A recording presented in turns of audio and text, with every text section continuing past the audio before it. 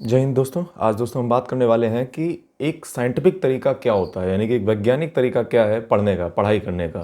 तो सबसे पहले जो है मैं इस वीडियो की स्टार्ट करूँगा, मैं आपको कुछ टिप्स दूँ उससे पहले मैं आपको बता दूँ कि मैंने जो है अपनी ज़िंदगी में थोड़ा बहुत पढ़ रखा है। इस चीज़ को जो है आप इस बात से समझ सकते हो कि मैंने अभी तक कम से कम नहीं तो 500 लेक्चर दे चुका हूँ यूट्यूब पे, ठीक है। और अभी जो है रिसेंट में मैंने जो है अपनी 21st बर्थडे मनाया था। तो इस बात से आप सही से तरीके से पता लगा सकते हो। मेरे 3 चैनल हैं, क्रिप्टो वाला, यूनिवर्स डिकोडर और तीसरा जिस पे आप देख रहे होगे वीडियो, शरद सम्राट। तो दोस्तों आज हम बात करने वाले हैं इस चीज़ पे कि किस प्रकार से जो है पढ़ने के तरीके को अपनाना चाहिए ताकि हमें चीज़ें कम समय में ज़्यादा से ज़्यादा याद हो पाएँ। क्या वो पढ़ने का सही तरीका है? दरअसल कई सारे स्टूडेंट्स को मैं देखता हूँ, वो जो है जैसे स्कूलों में जो पढ़ाया जाता है, जो सिस्टम अपनाया जाता है। दरअसल मैं आपको बता दूँ कि मैं भी एक प्रोफेशन से टीचर हूँ, साइंस एंड टेक का। और कभी-कभी जीके का भी ले लेता हूँ क्योंकि दिल के करीब है, यूपीएससी का आदमी हूँ। तो जीके ना लूँ और जीएस ना लूँ, ऐसा तो हो ही नहीं सकता।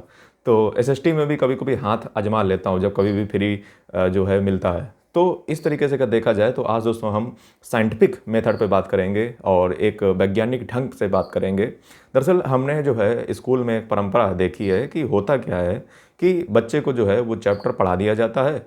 अब पढ़ाने का मतलब ये है कि उसमें जो लाइन लिखी होती है इंग्लिश में वही डिट्टो कट कॉपी पेस्ट करके टीचर उसको डिक्टेट कर देता है, उसकी हिंदी बता देता है।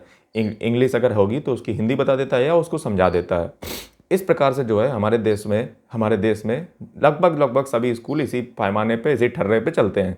टीचर को भी यही ठर्रा सही लगता है कि एक चैप्टर पढ़ा दो, उसके बाद उसके जो 4-5 क्वेश्चन आंसर हैं उसको लर्न करवा दो, राइट करवा दो, लर्न करवा दो, राइट करवा दो, और उसको ना सुना पाए तो उसको पनिशमेंट दो।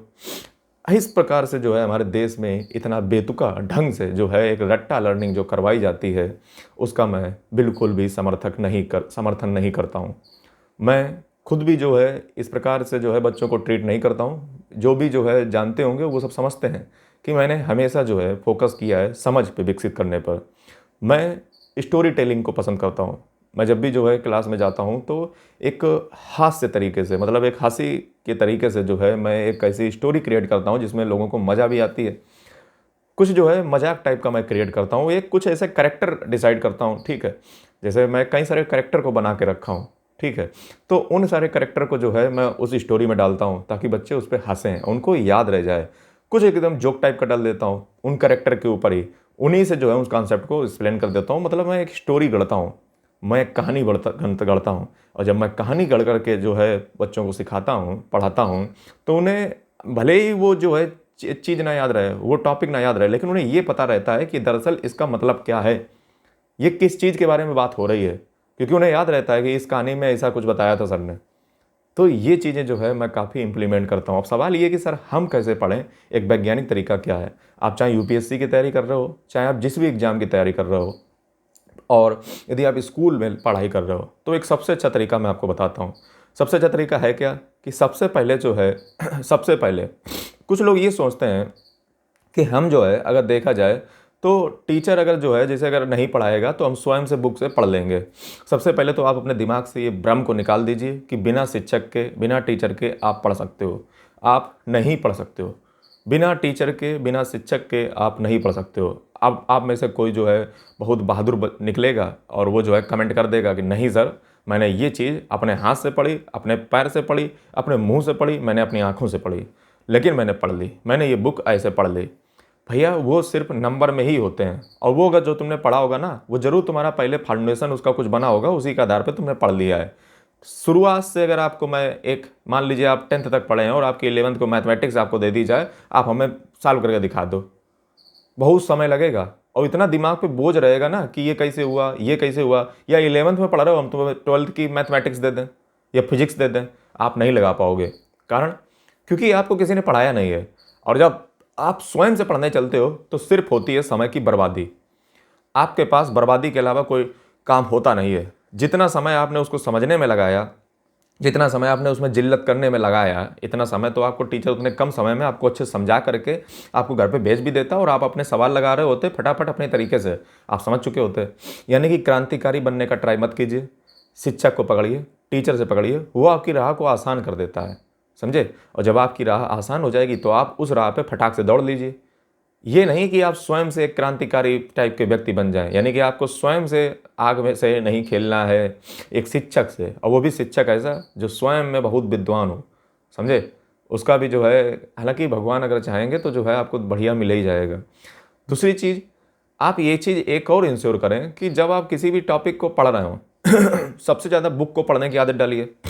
बुक को जब आप पढ़ते हो, जैसे कुछ लोग क्या होते हैं कि कहते हैं कि सर मैं 3D में मोबाइल में देख लेता हूँ वर्चुअल और एनिमेशन के जरिए तो मुझे जल्दी समझ आ जाता है।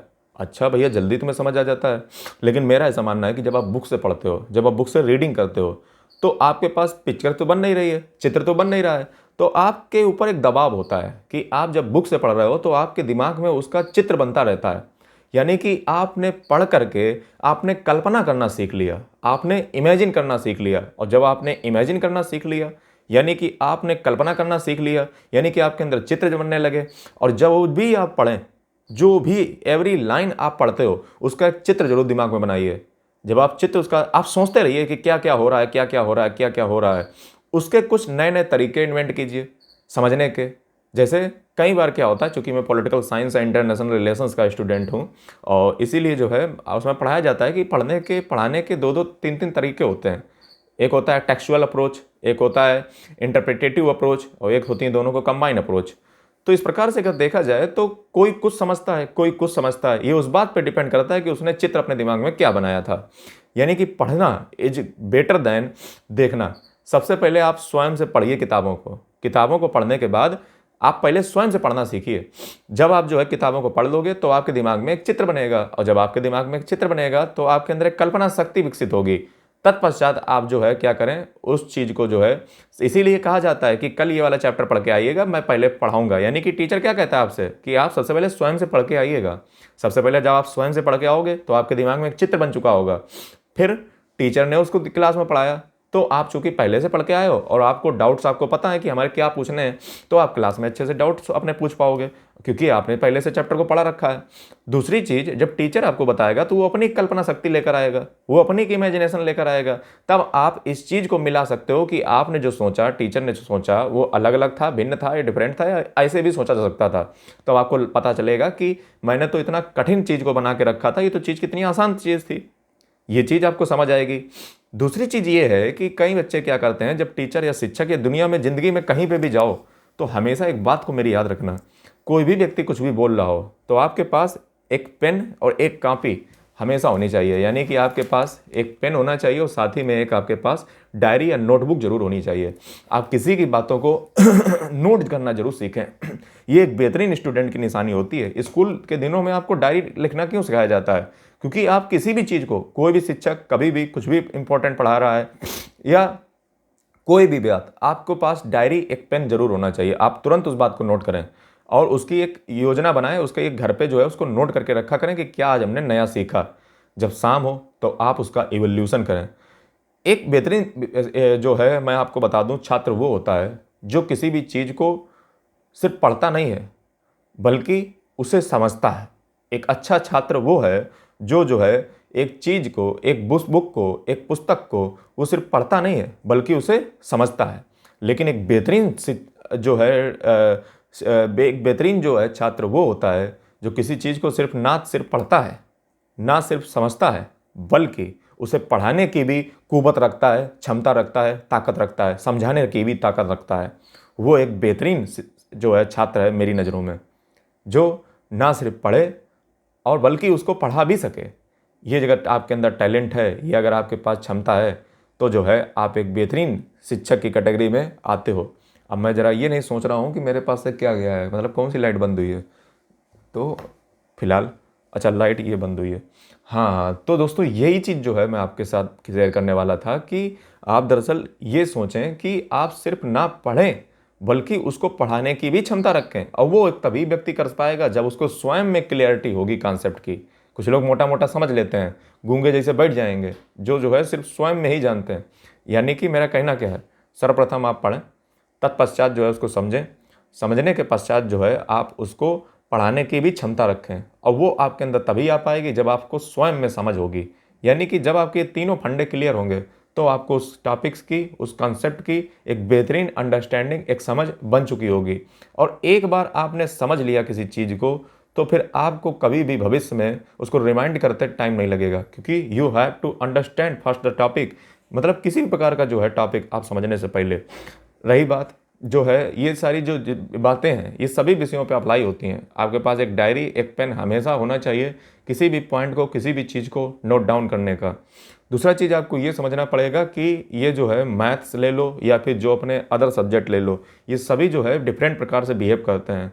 जैसे न्यूटन ने कहा है कि मैथ्स मैथ्स जो है जो अगर अगर भगवान का देखा जाए तो इस दुनिया को मैथ्स की भाषा में ज़रूर जो है भगवान मैथमेटिशियन रहा होगा, क्योंकि गणित में ही पूरी दुनिया को गढ़ा गया है, अगर आप ध्यान से जानते होगे।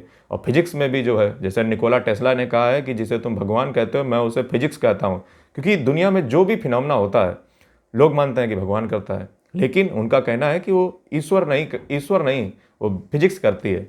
इसी प्रकार से अगर देखा जाए तो जो भी सब्जेक्ट है, आप चाहे मैथ्स की बात करते हो वो प्रैक्टिस से आएगी। बाकी सारे जो सब्जेक्ट्स हैं उसमें आपको रिवीजन करना पड़ेगा। आप पढ़ें और बार बार पढ़ें। दिमाग आपको बेवकूफ़ बनाएगा, दिमाग आपसे ये कहेगा कि आपको पढ़ने की कोई जरूरत नहीं, तुम्हें सब समझ आ चुका है, तुम्हें सब समझ आ चुका है। और 4 दिन बाद तुम्हें बुला करके एकदम जीरो बटा सन्नाटा कर देगा, तब तुम्हें समझ आएगा इसने तो हमारे साथ धोखा किया। यानी कि दिमाग आपको सिर्फ मूर्ख बनाता है।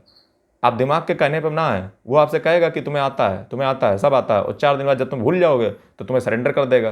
तो याद रखिए, रिवीजन इज मस्ट। अगर आप रिवाइज किसी चीज़ को नहीं करोगे, आप जितने बड़े ज्ञाता हो, कितने बड़े भी क्यों ना हो, मैं कहता हूँ बड़े से बड़ा टीचर क्यों ना हो, बड़े से बड़ा शिक्षक क्यों ना हो, उसकी एक जो सबसे बड़ी सीक्रेट होती है वो डेली पढ़ता है। डेली पढ़ना पड़ेगा आपको। एक लायर हो गया, एक वकील हो गया, एक शिक्षक हो गया, इस प्रोफेशन में आपको डेली पढ़ना पड़ेगा। और आप समझते हो कि हम उसी अपने ठर्रे पे चलते रहें, वही ज्ञान अपना जो है डेली डेली क्लास में देते रहें, तो फिर आप जो है पुराने माने जाओगे। आपके अंदर से जो है एक नई चीज़ का जो है अवतरण नहीं होगा, क्योंकि इस दुनिया में जो नया है वही जो है सुंदर है। अगर जो है आपके अंदर, आपके ज्ञान में नयापन नहीं होगा, आप अपडेटेड नहीं होगे, तो आप एक बेहतरीन शिक्षक या एक बेहतरीन स्टूडेंट आप नहीं माने जाओगे।